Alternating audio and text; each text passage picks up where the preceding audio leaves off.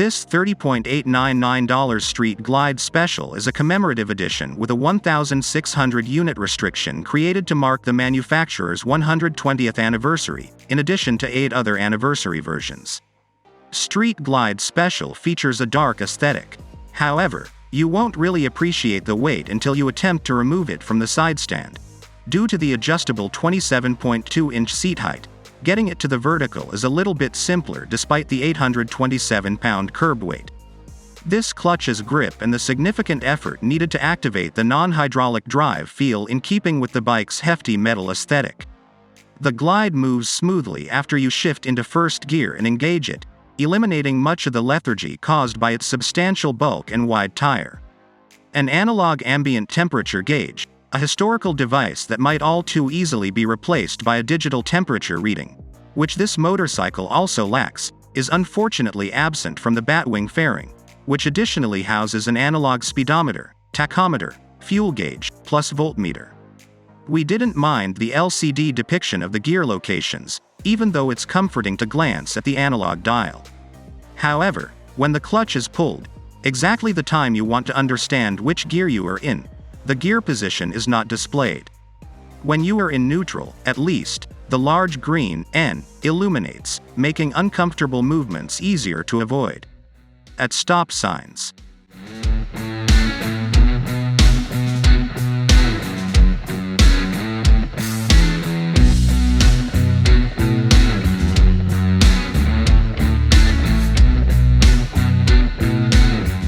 The Street Glide Special thus excels at cruising speeds. Big touring Harleys were originally unsteady and sloppy in turns, but with years of improvement and a somewhat contemporary chassis, they now handle better. Its two-piece rocker arm safely fastens the back wheel to the body, while the light steel tube frame has cast and forged connections. Even without its brethren like the Road Glide, which detach the fairing from the fork for lighter in addition to more precise handling, cornering still demands planning, and one would not mistake this Harley for a sport bike. The Street Glide's chassis still features some brutal handling under heavy accelerated at higher speeds, but it is now its most horrific feature.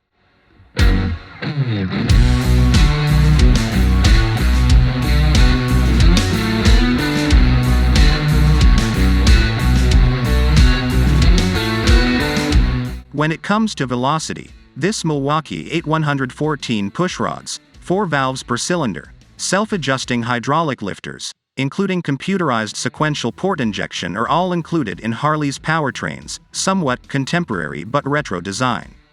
Give the 1.868cc V-twin some throttle, and it moves ahead smoothly.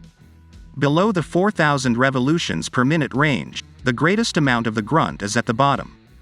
The official 95 horsepower peak power comes at a stated 5,020 revolutions per minute, whereas the maximum torque of 122 lb-ft is said to occur at even lower 2,750 revolutions per minute, albeit there remains movement in the revs as the needle near the red line. You're definitely in Harley moments thanks to the Street Glide Special, so forget about a nicer version like the liquid-cooled Indian Challenger.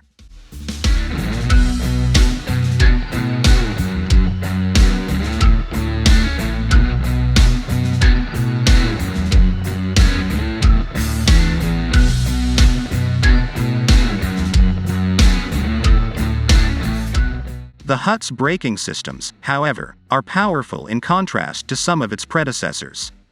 Above low speeds, the cruiser may be stopped easily by depressing the automotive-style foot pedal, while at highway speeds, the hand lever can be used to efficiently slow down. 2 saddlebags give a meager 2.5 cubic feet of storage space, but it's better than nothing, and they lock with pleasing chrome latches. In true Harley flair, the bag is fashioned to match the rest of the vehicle, creating an undeniable component of the bike's overall visual appeal.